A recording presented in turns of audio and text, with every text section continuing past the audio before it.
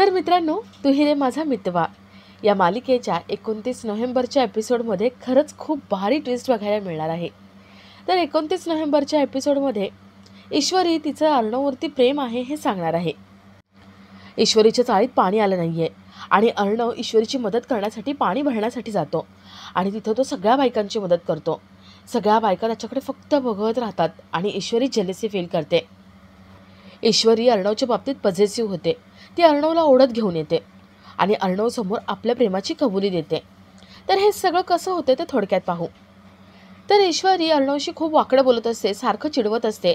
त्यामुळे आई चिडते. आई ईश्वरीला सांगते की ईश्वरी, ही कुठली वागण्याची पद्धत आहे?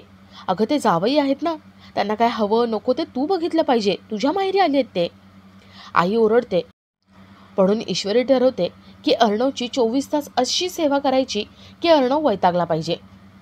ईश्वरी अर्णवला जेवायला वाढते, त्याला काय हवं नको ते बघते, त्याला घास भरवते आणि रात्री आई ईश्वरीला म्हणते की ईश्वरी, आता अर्णवची झोपायची व्यवस्था कर, त्याला काय हवं नको ते बघ. ईश्वरी अर्णवला रूममध्ये घेऊन जाते, त्याला वारा घालते, त्याच्या पायाला तेल लावून देते, त्याला बदामाचं दूध देते, त्याची सगळी सेवा करत असते. अर्णवला हे सगळं बघताना खूप मजा वाटते, पण त्यासोबतच काहीतरी ऑड आणि विचित्र वाटतं. अर्णव ईश्वरीला विचारतो, मी सिंदूर, हे सगळं काय चालू आहे?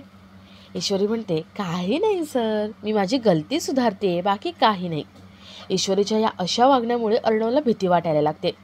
अर्णव ईश्वरीला बाहेर जायला सांगतो. ईश्वरी बाहेर निघून जाते. तर इथे अविनाश वल्लरीला उद्याच्या कार्यक्रमाला यायचं म्हणून सांगतो. वल्लरी नकार देत असते. अंजली तिथे येते आणि वल्लरीला म्हणते, मामी, आपल्या घरातल्या बायकांपैकी कोणीतरी जायला हवं, मला जाता येणार नाही आहे, पण तू जा ना. वल्लरी नाहीच म्हणते. ती अविनाशला ठणकावून सांगते की मी तिथे जाणार नाही. अविनाश म्हणतो, वल्लरी, हे अति होतंय हा. ईश्वरी अर्णव यांचं लग्न झाल्यापासून मी बघतोय, तू ईश्वरीच्या आईला टाळतेस. परवा पण त्या आल्या होत्या तेव्हा तू झोपून होतीस, काही कारण नव्हतं पण तरी झोपून होतीस. आता खरं खरं सांग, तू काय येत नाही आहे तिथे? वल्लरी काहीच उत्तर देत नाही. ती फक्त म्हणते, मला यायचं नाही. अविनाश म्हणतो, तुला यावंच लागेल, तू कशी येत नाही ना ते मी बघतो. अविनाश अंजली गिफ्ट आणण्यासाठी निघून जातात. वल्लरी इथे मनात म्हणते, नाही, आता असं काहीतरी करायला हवं ना की ज्यामुळे तिथे जायलाच नको. काहीही करून मला तिथे जायचंच नाही आहे, मला तिथे जाणं टाळायचं आहे. वल्लरी विचार करत आता काय करता येईल, कसं टाळता येईल या विचारात असते. तर इथे थोड्या वेळाने अर्णव बोर झालेला असतो. तो ईश्वरीला बोलून घेतो आणि ईश्वरीला वारा घालायला सांगतो. ईश्वरी वारा घालते आणि अर्णव तिला म्हणतो, चल आता मला बोर होते, तू माझा TV बन. ईश्वरी अर्णवसाठी नागिन डान्स करते. तो नागिन डान्स बघून अर्णव खूप घाबरतो आणि ईश्वरीला जायला सांगतो. ईश्वरी निघून जाते आणि अर्णव झोपतो. थोड्या वेळाने अर्णवला छान गाढ झोप लागते आणि ईश्वरी डोक्यावरती पांढरी ओढणी घेऊन त्याच्याकडे येते. ईश्वरी त्याला विचारते, अर्णव सर, उद्या सकाळी किती वाजता उठवायचं आहे आणि ब्लॅक कॉफी घेणार का चहा घेणार, नाश्त्याला काय खाणार? ईश्वरी अर्णवला काही झोपू देत नाही. अर्णव सारखं झोपण्याचा प्रयत्न करतो आणि ईश्वरी झोपू देत नाही. अर्णव शेवटी हात जोडतो आणि ईश्वरीला सांगतो की मी हरलो, मी खरंच तुला इथे त्रास द्यायला आलो होतो.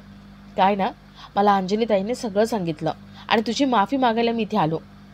मी सिंदूर, सॉरी, चुकलं माझं. ईश्वरीला हेच हवं असतं. अर्णव तिला झोपायला सांगतो. ईश्वरी झोपण्याचा प्रयत्न करते आणि तिला खूप छान वाटतं. अर्णव स्पेशली आपल्यासाठी इथे आला आहे म्हणून तिला चांगलं वाटत असतं. तर दुसऱ्या दिवशी राकेश दुधामध्ये पावडर टाकलेली असते. राकेश मनात म्हणतो, हे दूध नाही आहे, हे माझं शस्त्र आहे, मला हवं तेव्हा मी हे शस्त्र वापरतो आणि ते अंजलीला देतो. अंजलीमुळे अर्णव ईश्वरी हे एकमेकांपासून लांब होतात. आता यावेळेस पण मला तसंच करायचं आहे. अर्णव, आता हा दुधाचा ग्लास मी तुझ्या बहिणीला देणार आणि तो दुधाचा ग्लास पिल्यानंतर तुला आणि ईश्वरीला सगळं सोडून इथे यावंच लागेल. मी तुला आनंदात बघू शकत नाही अर्णव. राकेश मनात विचार करत असतो आणि तेवढ्यात तिथे अंजली येते. अंजली राकेशला बाळाची वाढ छान होते, बाळ पोटात फिरते हे सांगते. राकेश तिला दुधाचा ग्लास देतो आणि तिला दूध प्यायला सांगतो. अंजलीला दुधाचा वास आवडत नाही. अंजली म्हणते, नको, मला नाही प्यायचं हे दूध. राकेश अंजलीला ओरडतो आणि तिला बळजबरीने दूध प्यायला सांगतो. अंजलीला बाळासाठी दूध प्यावं लागतं. तर इथे अर्णव झोपलेला असतो आणि ईश्वरी, नम्रता पाणी नाही म्हणून विचार करत असतात की पाणी कसं आणायचं. शेजारच्या चाळीत पाणी आलेलं असतं. त्या दोघी पाणी भरायला जात असतात. अर्णव हे बघतो. अर्णवला वाटतं की ईश्वरीची मदत करावी. अर्णव लगेच कळशा आणि बादल्या घेतो तिथून निघतो. आणि आपला आजचा हा भाग इथेच संपतो. तर 29 नोव्हेंबरच्या एपिसोडमध्ये अर्णव तिथे पाणी भरायला जातो. तिथे बायकांची मदत करत असतो. पाणी भरून तो कळशा सगळ्यांच्या डोक्यावरती देत असतो. सगळ्या बायका त्याच्याकडे बघत राहतात. त्या बायका अर्णवचं कौतुक करतात आणि अर्णवला म्हणतात, तुम्ही किती हॉट दिसता ना, सगळ्यांची किती मदत करता, तुम्ही खूप चांगले आहात. ईश्वरी, नम्रता तिथे पाणी भरायला येतात आणि ते समोरचं दृश्य बघतात. ईश्वरी जलस फील करते आणि ती धावत येऊन सगळ्या बायकांना सांगते की माझा नवरा चाळीचा जावई आहे, नोकर नाही आहे त्याच्याकडून काम करून घेताय. ईश्वरी अर्णवचा हात धरते आणि त्याला बाजूला घेऊन येते.